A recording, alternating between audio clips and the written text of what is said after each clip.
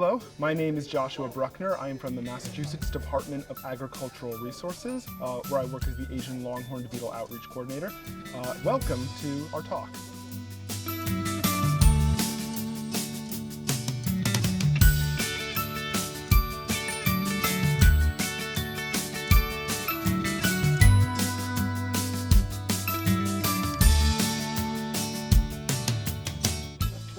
I think all of you know me. Anyhow, I'm Hal Keese.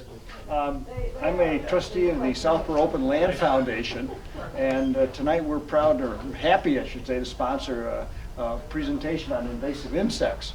Just quickly, for those of you who don't know about the Southborough Open Land Foundation, we are a private land trust in Southborough. I think right now we own 15 properties, around 190 acres. 19 now? Okay, over 190 acres, close to 200 acres. Probably the best known property is Beals Preserve, where many of you know about the Art on the Trails program, which will be held again this summer. Okay, we are a 503c1 charitable foundation, and we get no money or from tax money from the town. We live on donations, memberships, and grants, and so we're always happy to welcome new members. And I have brochures here if anybody is interested in that. So tonight we have Josh Bruckner here. Josh is from the Mass Department of Agriculture, and he is their Asian Longhorn Beetle Outreach Specialist. Is that right? Coordinator. Coordinator. Almost. Okay. And he has a master's degree in environmental science from Clark University. Clark University. And he's going to talk tonight about 3 invasive pests. The Asian Longhorn Beetle, which I think most of us are familiar with from past experience. A new invasive spotted lanternfly, which from what I've heard is one of the most invasive and damaging insects, and also the emerald ash borer. So with that, Josh, I'm going to turn it over to you. Okay. Thank you. Thank you. So I'm going to, as Hal said, I'm going to talk about these invasive insects, as well as a few others. At the end of my talk, if you want, you can come up and, can everyone hear me first of all? Yes, perfect. So at the end of my talk, you can come up and take some of the materials here that are about these insects. I also have them over here in display cases, so you can take a look at them, see what they're like in person. But we're going to get right into it. So to begin, we're talking about invasive insects tonight, but I want to start off by talking about what an invasive species is. You probably hear that term a lot. They get talked a lot in terms of how they threaten habitats. An invasive species is a non-native species to an ecosystem, and their presence can often cause ecological harm. They're introduced by humans often, and one moment, I'm sorry. So they're often introduced by humans, and what makes them so dangerous is that native species do not often have the adaptations needed to successfully compete with them. Whatever the invasive species is going to be more successful than the native species. I've got some famous examples up here. The cane toad in Australia, which was introduced to combat a worm that was eating sugar crops. Turned out that it ate everything but the worm, and they just were more successful than everything there. Kudzu, which is pretty famous in the American South, a vine that just outgrows everything. And then the Asian longhorn beetle, which we're going to talk about more later. So what makes invasive species successful? There's a couple factors which I've put up there. It needs a high reproductive rate, a rapid growth rate. They have to be tolerant of a variety of growth conditions. Oftentimes, the environment that they've invaded is similar to the one where they come from, so they're able to readily adapt to it. Often they have a lack of natural enemies. Maybe there's nothing that recognizes it as a prey species, or it's the top of a food chain, or it outcompetes other predators. They might need association with humans, which can mean they can get repeated frequently over time and space. Humans can bring them over by accident or on purpose. So how does a forest pest such as the Asian longhorn beetle affect us? We can think about something like kudzu, and that seems pretty arbitrary. If we think about the way these invasive insects or the invasive species affect us, they're going to impact us on a regional level. They're going to impact tourism. They're going to impact forest products. If these are species that attack trees and forestry, that can have an impact on the maple industry, the timber industry, nurseries, on historical and cultural areas, on national parks. a lot of these trees have to get removed if they're damaged, so it's going to cause a huge negative impact on our natural resources. On a much more local level, we're going to see, from the loss of trees, we're going to see loss of shade trees. We're going to see loss of noise barriers, trees that line the highway. We're going to see loss in habitat life. There's a huge loss in quality of life because a town or a piece of property is not going to be as attractive or indeed valuable if it's lost a lot of those old shade trees. So to get into our first invasive species of the night, this is the Asian longhorn beetle, which is pretty famous in this area. Some basics about it: that's its Latin scientific name right up there, Anoplophora glabripennis, which is Latin for smooth wings. A lot of Latin names are very descriptive of the species. It's an invasive species from East Asia, mostly China and Korea, that area. It is considered a pest because it is what's called a wood-boring pest. The larva goes into hardwood trees, living hardwood trees, and kills them. So right up here I have both a male and a female Asian longhorn beetle. There's some pretty distinctive traits that it has that I'm going to go over. There's a lot of insects that look like it, which is why it's important to know what this insect looks like. You'll notice, and if you look at the models I have on the table, this is one thing that's different. When the beetle is alive, it has a bluish tinge to its feet and sometimes the bases of its antenna. They're pretty big. They're about 3/4 to 1.5 inches long, so maybe about the size of your thumb. So they're a pretty big, pretty distinct looking beetle. They have that very shiny black body. You might see some other beetles that are a little more dull, but these have a very smooth, very shiny body with very distinct bright white spots or splotches or speckles on it. And they're going to have these very long white banded antennae. So you'll notice in the female, her antennae are about as long as her body. The male's antennae are about 1.5 times as long as the body. The male, though, tends to be a bit smaller than the female. So as they can tell them apart, there's a little bit of difference there. This is an overview of the life cycle of the Asian longhorn beetle, and just looking at the pictures here, you can kind of get a sense of why it's such a destructive insect to our native forestry and woods. So starting at the bottom here, the adult beetle is going to lay its eggs on the surface of a tree, and the adults are active from about July through November, the first hard frost. But they're going to lay eggs on the surface of the tree. When the larva hatches from the egg, it bores its way inside the tree, develops inside the tree, doing a lot of damage. It spends about a year inside the tree developing, where it pupates and then emerges as an adult. So it can spend several generations on one tree, but just from this here, you can kind of get a sense of why it's so destructive. This right here gives you an idea of what the egg-laying process for the Asian longhorn beetle is like. You can see right here, that is the female Asian longhorn beetle chewing her egg site. You can see little bits of wood flying everywhere. She uses her powerful mandibles to chew through the bark and create a little pit where the egg gets laid. The male is guarding her to make sure she's undisturbed during this process. Then she'll lay an egg, 1 egg per egg site, and can lay about 40 to 90 eggs in the course of her life.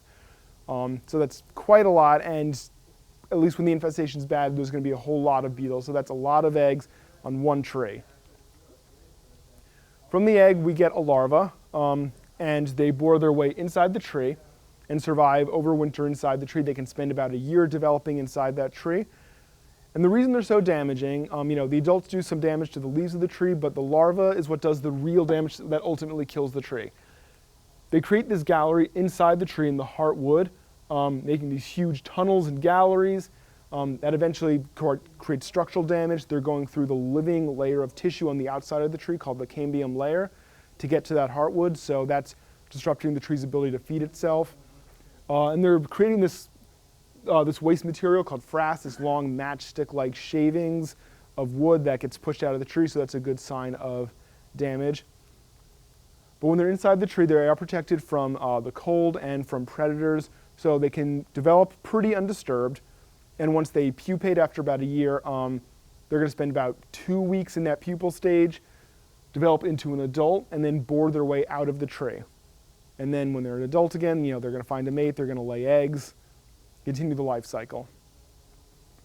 So I've compared these two insects right here because on the left is the Asian longhorn beetle, and on the right is the native white-spotted pine sawyer. This is a native, mostly harmless insect. but it's great to know what it looks like because they are both longhorn beetle. They look very similar, and we get a lot of calls from residents in the spring and the summer who have found a white-spotted Sawyer and think it's an Asian longhorn beetle. We take all these calls very seriously, so we actually prefer people to be overly cautious. But you can see there's a couple of big differences between these two beetles. This one's going to be a little bit smaller, which you can't see in this picture. But the big difference is it's kind of a dark color with a very rough texture to its wing case versus a very smooth, shiny appearance here. And they're going to have this one white spot between its wing cases, kind of behind the head. Asian longhorn beetle does not have that. Theirs is always going to be black, and they'll have white spots everywhere. The female white-spotted Sawyer might have a couple very, very small spots, but they're going to be rougher, and they'll always have that one white spot between the wing. If you're around a lot of pine trees, you might see these guys because they go after dead and dying pine trees, so they're not considered a threat to the environment like Asian longhorn beetle, which goes after live trees. So, as I said, Asian longhorn beetle targets living hardwood trees, and it goes after a huge variety of trees, which is why it's a huge problem here. If it went after one tree, it might be a little easier to manage, but as it is, it targets several different hardwood species that we have in Massachusetts. Its favorite host species is maple, which is why it was such a high priority species to get rid of and to manage, because our maple industry is very valuable here in Massachusetts, both from the syrup industry, from the timber industry, and from tourism. They like all species of maple, but their favorite species is red maple. That's where we found them on the most. They are also on sugar maples and Norway maples. Norway maple is another invasive that was introduced, but it's a very popular and common street tree. Grows pretty fast and big, so we have a lot of it here in the Worcester area and around here. So we saw a lot of infestations in Norway maples as well. Some other pretty common hosts are horse chestnut, elms, willows, and birch. Pretty much all species of birch except black or sweet birch. We don't really find them on those anymore. Some slightly less common hardwood hosts that they'll go after if the other trees aren't around include sycamore, plane tree. This is the one that have the kind of camouflage pattern style bark to them. Mountain ash, ash, poplars and cottonwoods, mimosas, katsura, and golden rain tree. Those last three are ornamental trees that are introduced from Asia. So they're part of the Asian longhorn beetle's native range, and as such are a pretty natural host species for them. You really won't find those that much outside of maintained lands. People have planted them in their gardens. Like I said, the vast majority of trees we find them on are maples. So you know what the beetle looks like. The next thing that you'd want to know is what the damage looks like. And this is what our surveyors in the field do, is they look for damage on trees. If you remember from the video, you have the female beetle chewing that egg site with her mandibles, and as such she leaves a pretty distinct pit in the tree with these little scratchy mandible marks on the outside. That's the oviposition, or the egg site. When they're fresh, they're going to be pretty bright. You can see them stand out against the dark bark. Sometimes they're weeping or oozing sap if it's a pretty new egg site. The older ones start to close up a little bit, but they still look like a little pit inside the tree. From the larva, you might see frass if it's a very bad infestation. This is the waste product, the wood material that they're digesting and excreting from their body. It's going to be long and kind of stringy, like matchsticks. I've heard people say it looks like spaghetti, but you might see that coming out of the egg sites, collecting around the roots or the branches of the trees. Probably the most distinct sign of damage, and something that we put on all of our ID cards, is the exit hole. This is the hole the adult comes out of when it bores its way out of the tree after its life cycle's been completed. And it's always going to be perfectly round, pretty much about the size of a pencil. If you take a number 2 pencil and put it into that hole, it's going to go straight in about 1 or 2 inches. It almost looks like a drill bit was used to make the hole. It's like, it's pretty incredible. And in a very bad infestation, you might see a whole lot of these egg sites and exit holes on a tree.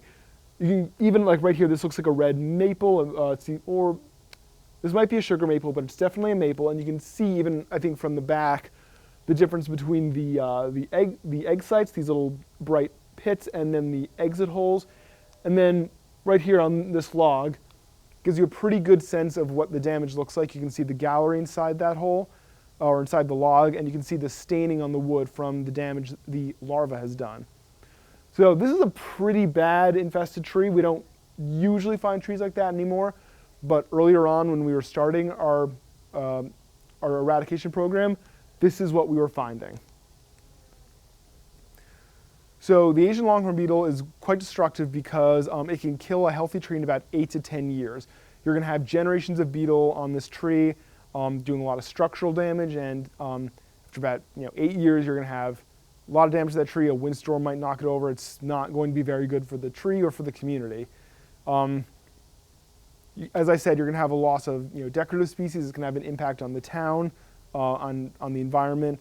And the most cost-effective way that we have discovered to eliminate this beetle is once we identify an infested tree, we cut it down and wood chip it.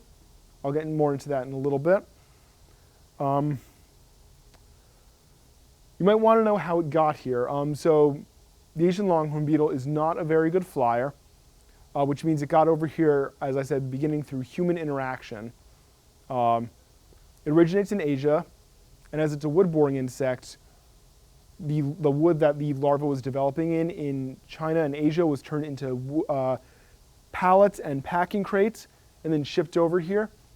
We didn't know that the larva was inside the packing crates and the pallets at the time, so they were brought over by accident. There was regulation introduced in 1998 to prevent this sort of thing. Wood material had to be treated with heat or chemicals. There's usually labels to identify this. The Asian longhorn beetle, though, got there before this regulation was in place, so we were already dealing with the effects of it by the time that was put in place. So as I said, it's not a good flyer. It got introduced here from China through human efforts. They can fly about half a mile on their own to find a new host tree, but they're much more likely to stay on the same tree for generations and then either fly a very short distance or crawl between the interlocking branches of next door or nearby trees to find a new host. So the real risk is humans moving them unintentionally, and firewood is sort of the big way they can get moved around to new communities and infestation sites. So you can imagine if you have a tree infested with Asian longhorn beetle, maybe you don't know it's got the larva inside it.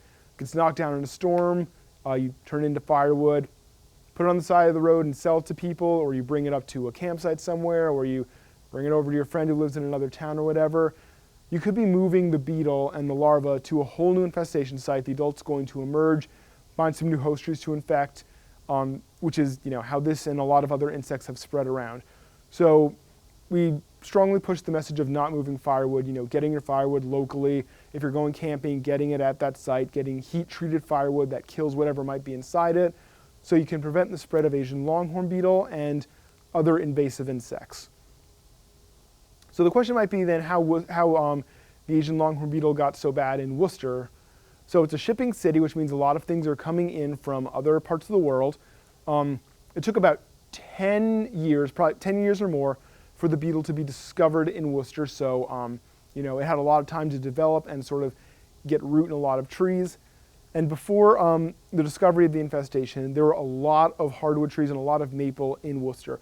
78% of trees in Worcester in 2008 were maple trees, which is Asian longhorn beetle's preferred host trees. And a lot of those were Norway maples that were planted after the tornado in the 50s.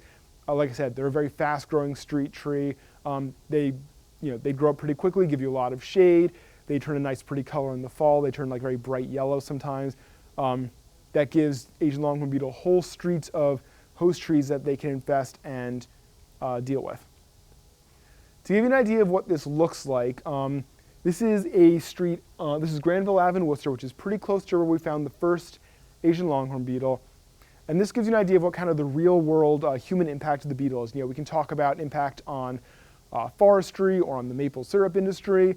This is what people were seeing in their day-to-day life as people were surveying for signs of damage and removing those host trees.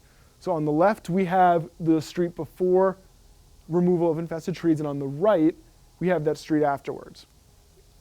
These are all hardwood trees, probably all maple trees that were providing things, like shade to those houses in the summer, noise barriers, or wind barriers, so you don't get as much disturbance on the street. They're increasing property value. Energy costs were kept down because of the shade on those trees.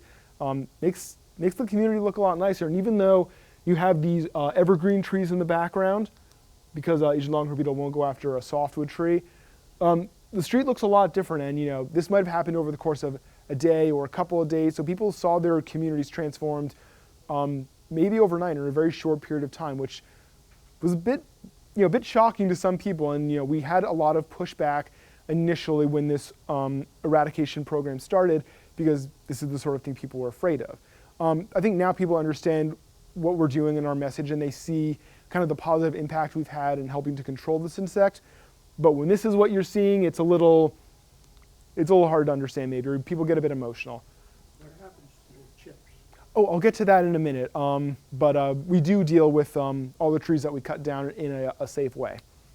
To give you another idea of what this looked like, kind of zooming out a little bit, this was an area of Worcester in 2007. So, the beetles already gotten here, but this is before they have been discovered in 2008. And this is the exact same set of streets 3 years later.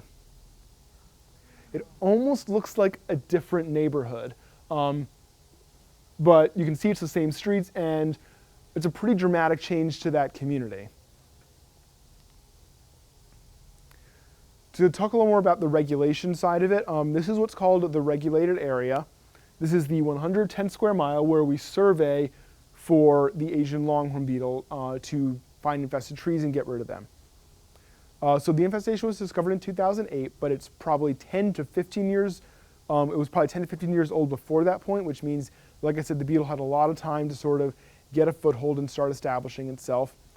Through survey, finding infested trees, surveying like about a mile or a mile and a half out from infested trees that we found, we have, or the eradication program was able to determine that everything within this 110 square mile boundary contains all the infested Asian longhorn beetle trees that we know of. Now, we haven't had to expand this map since late 2011, so at this point we're pretty confident that all the remaining infested trees are within this area, and you can see it contains the towns of Worcester, Shrewsbury, Boylston, West Boylston, this small part of Holden, and this small part of Auburn in the south. It's a little bit removed from Southborough, but it's still, given the way the beetle can move, and given all the hardwood trees that are here, it's good to know about this because we're in proximity to it. Over 4.5 million trees have been surveyed during the course of this eradication program. And right now there are still 22 infested trees that are currently standing that haven't been removed yet. Just kind of give you an idea that the program is still active and we're still finding some damage. But we find fewer infested trees every year, just due to that kind of how successful and aggressive we were early on with survey and with removal of infested trees. To kind of compare situations, this was an Asian longhorn beetle infestation in Boston. It was declared eradicated in 2014, and compared to the 36,000 trees that we've removed in the Worcester area, only 6 trees were removed in Boston. It was a 10 square mile area kind of right outside the Arnold Arboretum in Jamaica Plains, so it was very important to catch this early and to get rid of it. And over 143,000 trees were surveyed for signs of damage, but because it was caught so early, the survey only took about 3 years. We only got rid of 6 trees in a hospital parking lot, and no further harm came to that community. So that kind of shows you the importance of finding this infestation early, catching the insect early, immediately setting up a survey program, and trying to get rid of it. In both these cases as well, it wasn't scientists or people from USDA or surveyors who found these beetles in infested trees. It was a local citizen. So in Boston, it was someone who worked at the hospital. In Worcester, it was someone who just saw the beetle on her car and then saw that there was damage in her trees and then contacted USDA.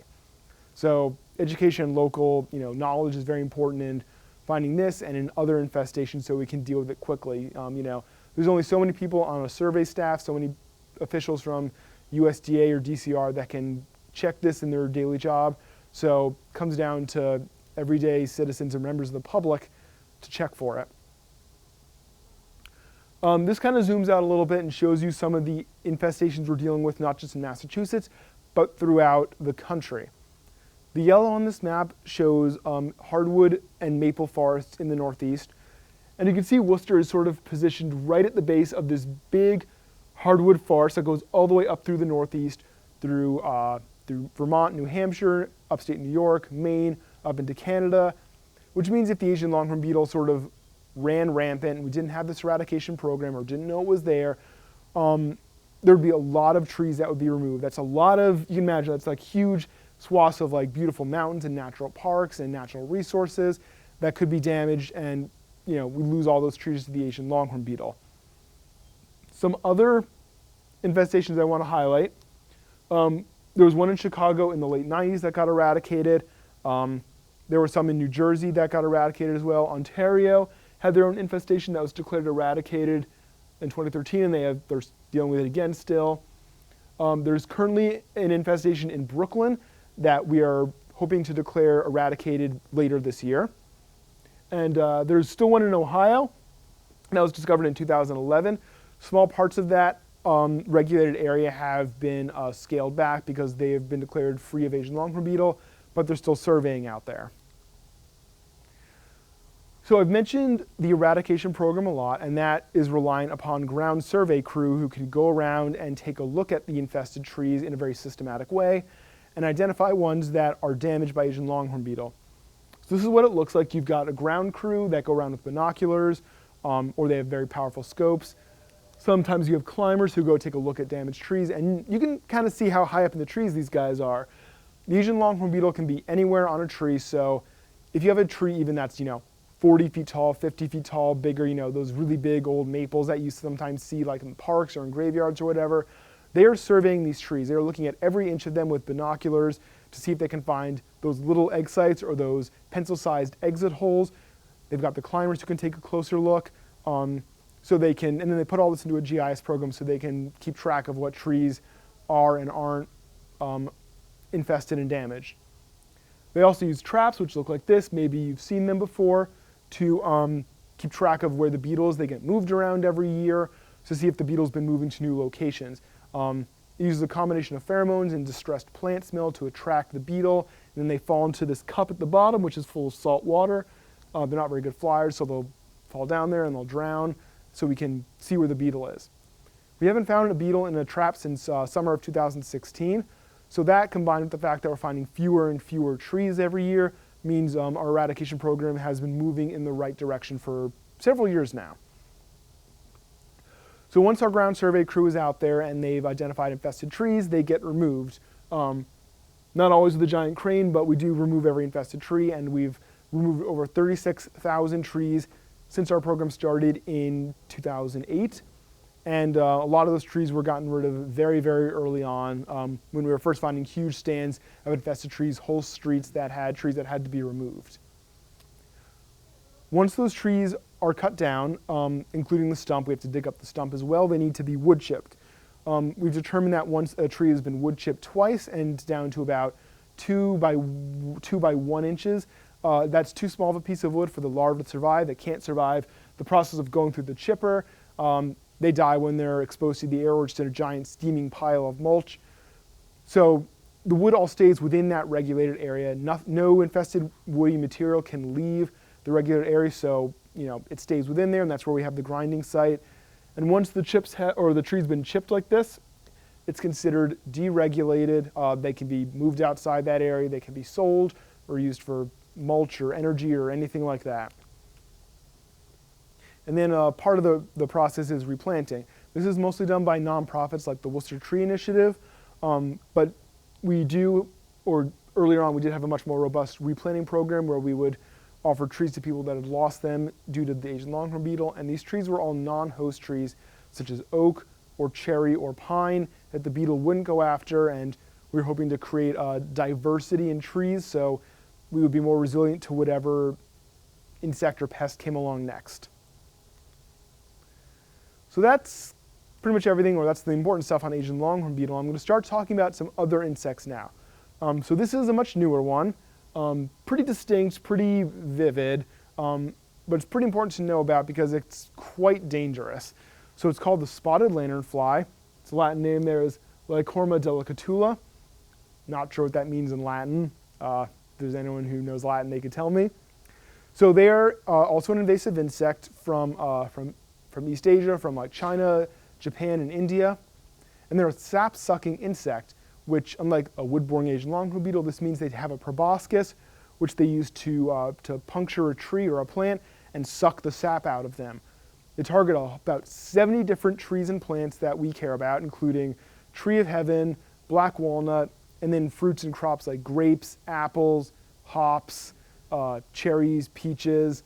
So they're a huge threat to the agricultural industry, and they're dealing with them in Pennsylvania right now, which is where they were first found in the United States.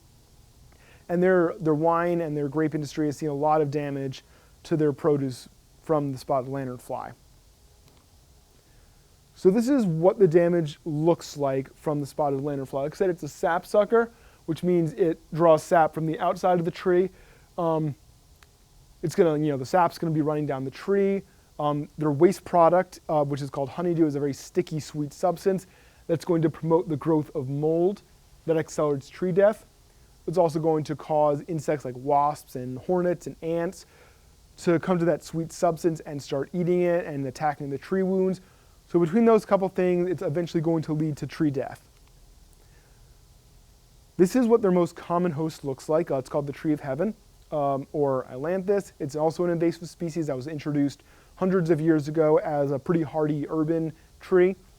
Spotted lanternfly does need this tree to complete its life cycle. We're not sure why yet, but you'll see it very commonly along railroads or on the sides of roads or highways. They have this pretty distinct kind of honeydew-looking bark, multiple leaves or leaflets on one leaf. They can get kind of these orange seeds in the summer, and you might see their seeds stick around in the winter. So they can be a little like shrubbier or more stringy looking than that, but that's what their main host looks like, in addition to, as I mentioned, a lot of other fruits and crops or things like maple and black walnut. And this is why it's so important to find this insect early and prevent it from getting as bad as it is in Pennsylvania, because this is what a very bad infestation looks like. You can see they're just swarming all over the trees, on the grapes, the apples, the trunks of the tree itself. And you're not just going to find one. If it's a bad infestation, they're going to be swarming all over the trees and doing a whole lot of damage to the tree. It's really going to have an impact on people's quality of life, in an urban area besides just to the agriculture industry. So this is what the life cycle of the lanternfly looks like, and it's important to know, what it looks like through all its life forms. It starts with the egg mass. And unlike Asian longhorn beetle, which has a larval and a pupil and then an adult stage, the spotted lanternfly hatches as a nymph. So looks, it's not kind of that worm or grub-like stage. It's going to come out with 6 legs and a proboscis. It's going to go through a couple of instars, eventually change it to red before it becomes a adult, and then they go on laying eggs. And you can see the adults are usually, and the nymphs are going to be active in the summer, like June, July, all the way through October, and then the eggs are going to survive over winter. And those eggs, they're highly camouflaged. You can see here when they're fresh, they look kind of like mud or putty, but over time they can sort of become very dull looking like this. Underneath that gray casing they look like this, like kind of long segments. And they can be laid on a lot of different flat surfaces, such as packing crates or railroad cars or rusty vehicles. So that, or stone that would get shipped to garden centers. And this is kind of the main way they get moved around. Like Asian longhorn beetle, it's unintentional human activity that will spread them. If we're not checking for egg masses or for the adults, they could be getting moved around. So like I said, you're going to want to look out for the nymphs as well. This is what they look like when they're quite young. They're black. They almost look like, if you've ever seen a ladybug nymph, they kind of look like that. They get red as they're older, but they're pretty small. But they can also do damage as the nymph. They can also suck sap and do damage. So it's good to know what they look like. In addition to, just going to go back and show you the adult one more time. In addition to the adult, which it's very distinct looking here, but this is probably what you're going to see it like more with the wings folded, so it's not going to have that bright red displayed all the time. But that's what it looks like, and I've got one up front so you can take a look at it at the end of the presentation. So this shows you where in the country we have found spotted lanternfly. The blue is our quarantines that are set up, and the yellow are places that we found them. either dead or alive, but they're not established populations. You can see the majority of them are in these 13 counties in eastern Pennsylvania where they were first found, and they've kind of bled over into New Jersey right here. There's also satellite populations in Delaware and Northern Virginia. They've been found in non-established populations, maybe dead adults in New York and Connecticut, and quite recently starting, it was beginning of 2019 in Boston. So it was one dead adult that was found in a potted poinsettia plant that was at a flower store. It's one way they can get around is, especially if the plant originates in that quarantine in Pennsylvania, they could be getting moved around. So it's not an established population in Massachusetts yet, which is good news. But we can see from kind of the destruction it's wrought in Pennsylvania, from how much damage it can do to the agriculture industry, that it's important to kind of keep an eye out for this insect and to be able to report it so we can prevent it from getting to be as bad as it is in Pennsylvania. I'm going to move on to another insect right now. This is called the emerald ash borer. Its Latin name is Agrillus planipennis. So that's another wood-boring insect like the Asian longhorn beetle that was introduced, again, through solid wood packing material. It's been here in the United States since about 2002, and it's considered one of the most destructive pests in North America today. And that is because it is responsible for the deaths of tens of millions of ash tree just in southeast Michigan where it was first found.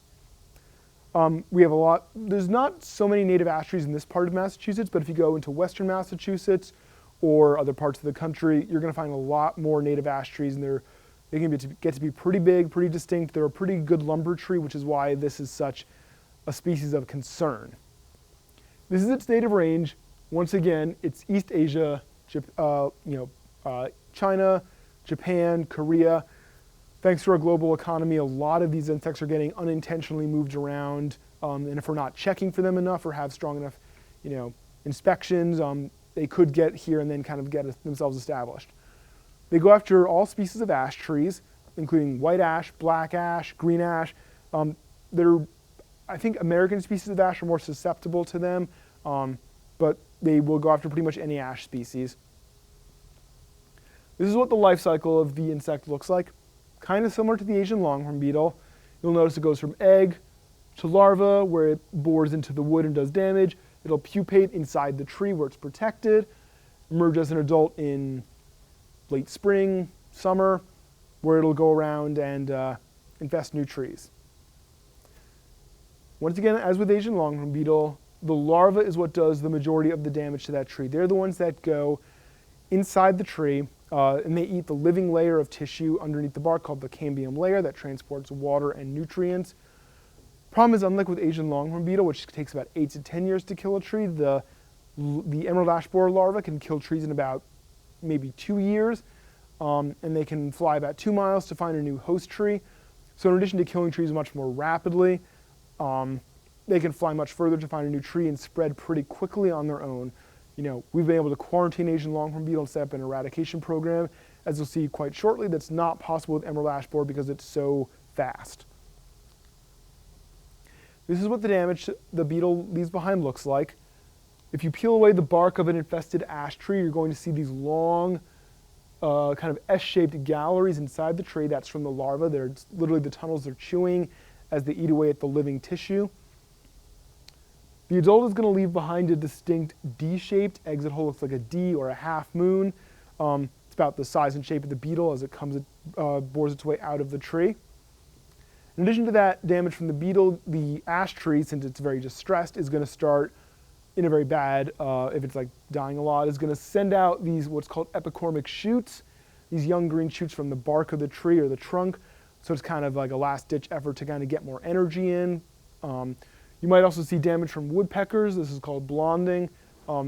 Since the beetle or the larva is right underneath the bark, it's easier for woodpeckers to get to them, and you might see a lot of woodpecker damage.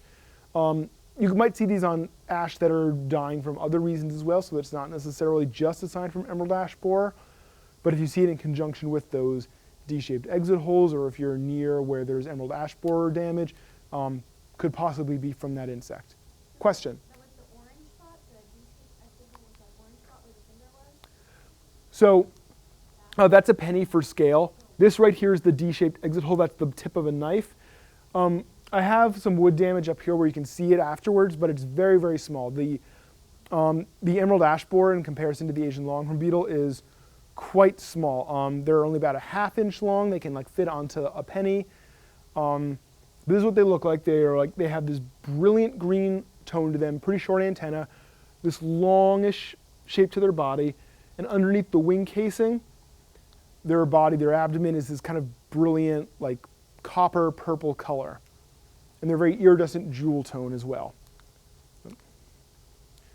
Some lookalike species are things like the six-spotted tiger beetle, which is a similar iridescent emerald color, but the wrong body shape. The two-line chestnut borer is a pretty similar body shape, but it does not have that brilliant green color. It's more of a brown and white. These are the towns and cities in Massachusetts where we have identified emerald ash borer. This is not a definitive map of where we know emerald ash borer is. It could be in nearby communities. We just haven't found it yet because, like I said, it spreads so quickly. It's possible we haven't found it in other places yet, but it is currently in 60 towns and cities in Massachusetts, and it has only been here since 2012. So it was first discovered in western Massachusetts, where there's a lot more native ash trees. But since then, it has popped up all over the place, including in Worcester, in Lunenburg, up in Essex County, in the Boston area, down south here in Hampden County, in Springfield, and Hampshire County, around the Holyoke area.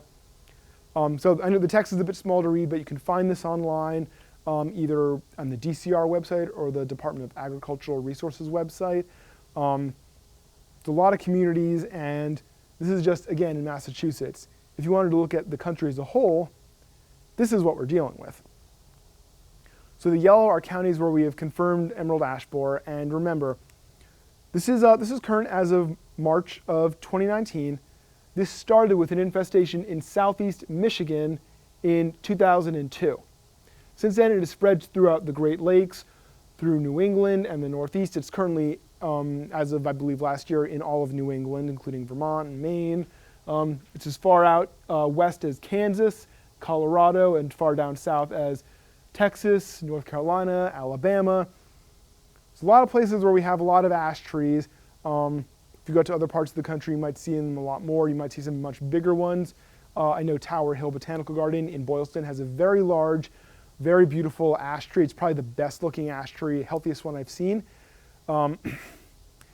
Trees like that are at risk throughout the country because of emerald ash borer, and we're not really doing a quarantine or eradication effort like we are the Asian longhorn beetle because just, look how far it's spread in 17 years. It's not really possible to contain an insect that spreads this quickly. Kind of the best thing that we can ask people to do is just be aware of it, check their trees for signs of damage from emerald ash borer. You can also decide if the tree is worth saving. There is a chemical treatment that can be used to save a tree before it's infested. You have to kind of think about the monetary cost of that because it is more expensive and more dangerous to get rid of an ash tree that is dead or dying or on its way out.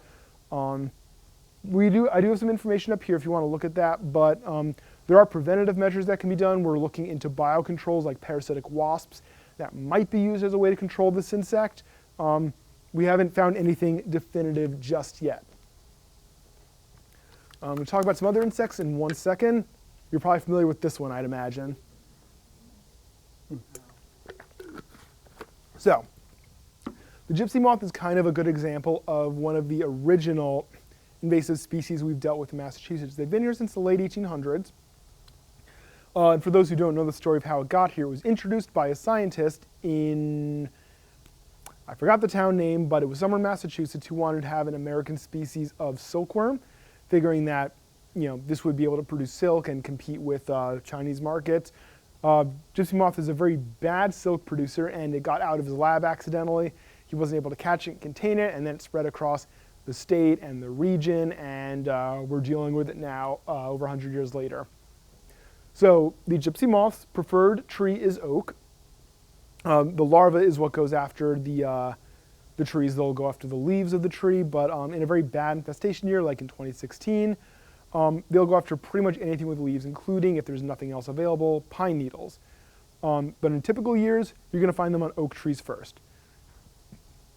The larva you're probably all familiar with. It's pretty distinct looking with those hairy spikes, the red and blue spots on its back. They'll start out quite small as they hatch from their egg masses, but they get bigger and bigger and bigger, eating leaves. They're leaving their droppings everywhere. And then they mature into adults like this.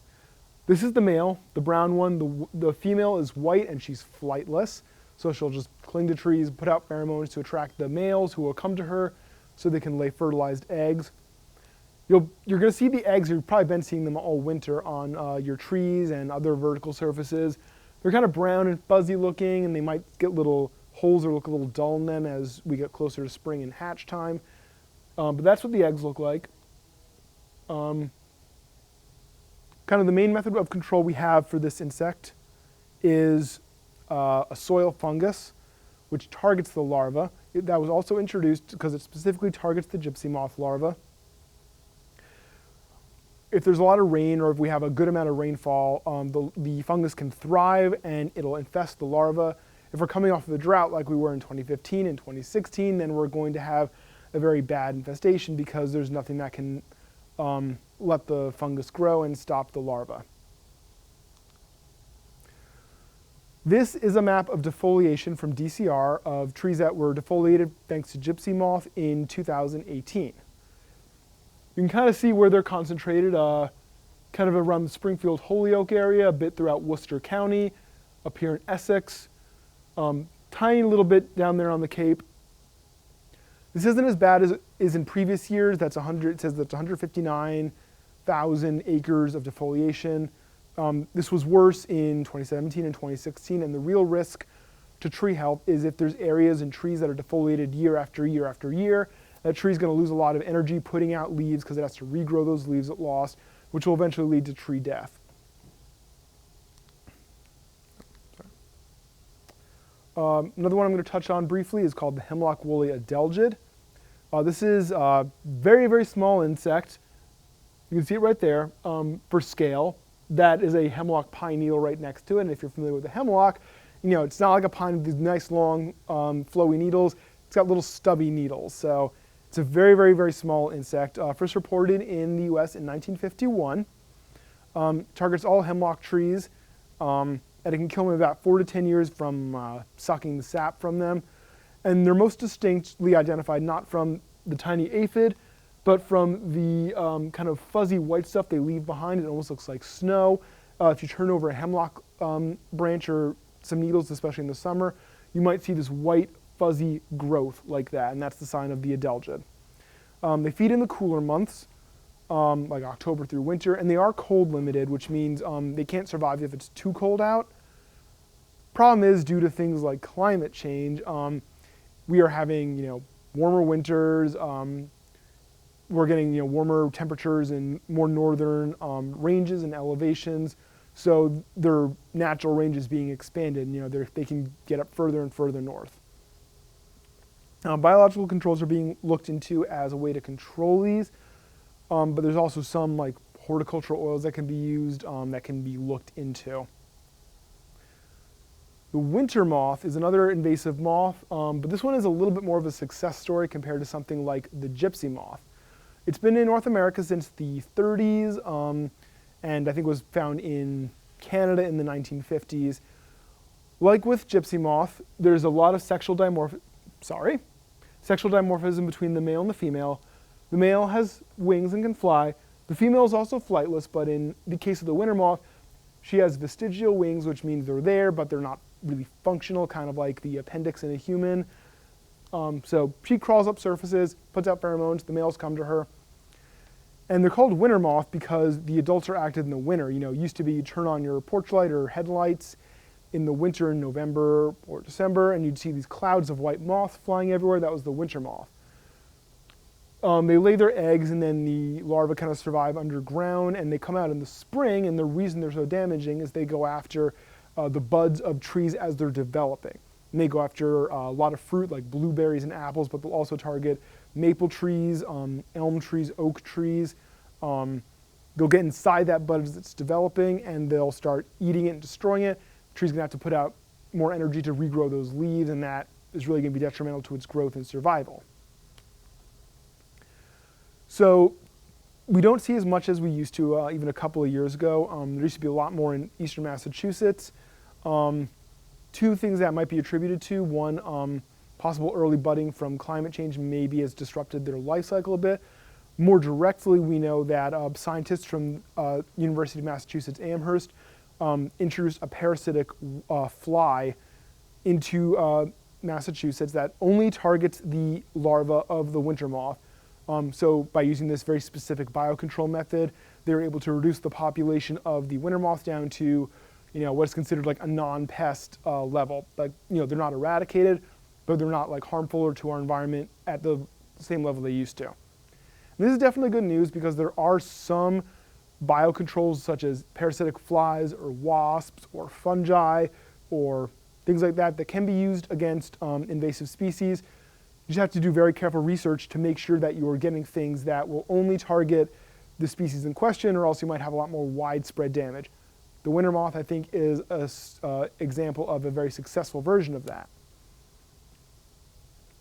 So now that you have all this knowledge about these invasive insects, the question is, what can you do? So if you've seen an Asian longhorn beetle or any of the other insects we mentioned, especially spotted lanternfly, you can call this hotline number here.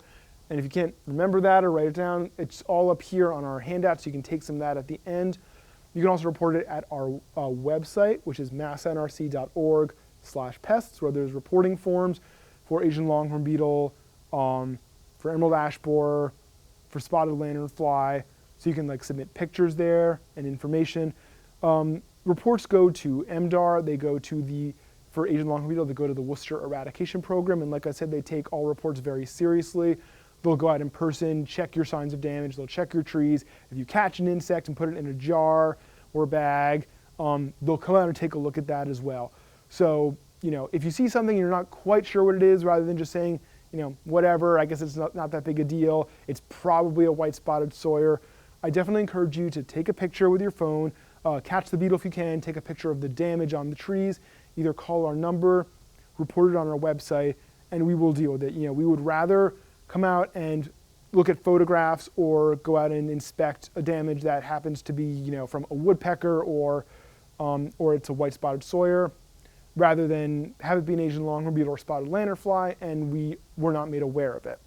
So you definitely want to check your local trees for signs of damage, check your plants for signs of spotted lanternfly, know how to identify these insects, know how to report them, and if you're going to use firewood, get it where you're going to use it, buy it where you burn it, instead of moving it around and moving these insects to new locations. So I want you to all keep an eye out for the Asian longhorn beetle, and thank you everyone for coming and listening to this talk about invasive insects. And if you have questions, I can take them now. Yes? What do you do about the spotted lanternfly? I mean, do you see those? Do you cut down trees? Is there some control? All right, so control methods for spotted lanternfly. So what they're doing in Pennsylvania is they do have a quarantine, so they're trying to prevent the spotted lanternfly from moving out to new locations. There's a couple methods. I think there's chemical treatments. They sometimes do things where they will kind of make a trap tree, which is they'll kind of damage it so it's more attractive to the insects. They kind of smell that damaged, the sap of the damaged wood, and they'll put a chemical treatment inside of it so when they feed from that tree, they'll die. A couple other things they're doing. Certainly the Pennsylvania Department of Agriculture would have more information, but I know that is one method they're using in Pennsylvania, and I don't know if they're doing anything in New Jersey. They might be doing something similar. Certainly here in Massachusetts, we'd probably be starting by trying to find out where there's tree of heaven in the state, since that is something spotted lanternfly, if it got established here, would be going after. Do come take a look at the materials and some of the insects and damage so you can kind of see in person what I was talking about. And thank you very much for showing up, everyone.